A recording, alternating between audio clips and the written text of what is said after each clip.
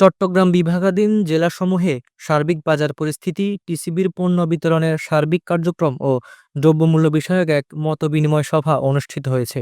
বৃহস্পতিবার সকালে Chittagong circuit house সম্মেলন কক্ষে চট্টগ্রামের বিভাগীয় কমিশনার তোফায়েল ইসলামের সভাপতিত্বে উক্ত সভায় প্রধান অতিথি হিসেবে উপস্থিত ছিলেন বাণিজ্য, বস্ত্র ও পাট মন্ত্রণালয় উপদেষ্টা শেখ বশিরউদ্দিন এবং বিশেষ অতিথি হিসেবে উপস্থিত ছিলেন বাণিজ্য মন্ত্রণালয়ের সচিব মোহাম্মদ সেলিম উদ্দিন সহ অন্যরা। জেলা প্রশাসকদের সাথে একসাথে মতবিনিময় করেছি।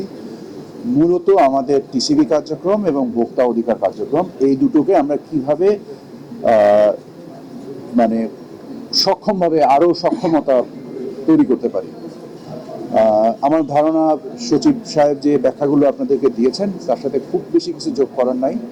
আমরা আমাদের যে 1 কোটি মানে পরিবারকে আমরা টিসিবির যে কার্যক্রম আছে এবং বাজার মনিটরিং এর জন্য যে ভোক্তা অধিকারের যে কার্যক্রমগুলো আছে এগুলোকে আমরা খুব ফাংশনালি করতে চাই।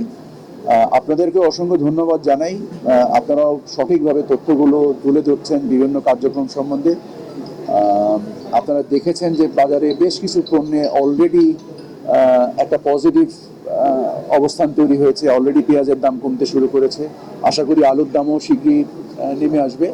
যতদিন না নামে ততদিন পর্যন্ত টিসিবি একেবারে নিবিড়ভাবে বাজারে থাকবে। টিসিবি 350 ট্রাক কার্যক্রম পরিচালনা করছে। এটাকে খুবই দ্রুত আমরা 400 ট্রাকে ওঠানোর চেষ্টা করছি এবং 400 জনে আমরা ওঠানোর চেষ্টা করছি এবং আমরা অতদিন পর্যন্ত থাকবো যতদিন পর্যন্ত বাজারে একটা স্বস্তিজনক অবস্থা পরিপূর্ণভাবে না চলে আসে। সেটা ডিমের বাজারে এসছে, পেঁয়াজের বাজারে আসবে বলে আমরা আশা করছি, আলুর বাজারেও আসবে বলে আমরা আশা করছি, তেলের বাজারও আমরা চেষ্টা করছি যতটুকু সম্ভব আন্তর্জাতিক বাজারের পরিস্থিতিকে মেনে নিয়ে আমরা এটাকে সহনশীল করার জন্য।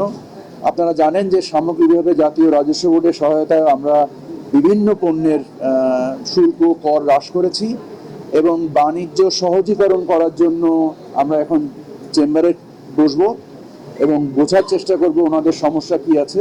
আমি যে কথাটা সকলকে আপনাদের মাধ্যমে বলার চেষ্টা করছি যে বাণিজ্যিক কার্যক্রমে অংশগ্রহণ করেন, তাহলে এই সমস্যা যেটা আছে এই প্রতিযোগিতামূলক অবস্থা তৈরি হবে এবং ইনশাআল্লাহ সমস্যার সমাধান হবে।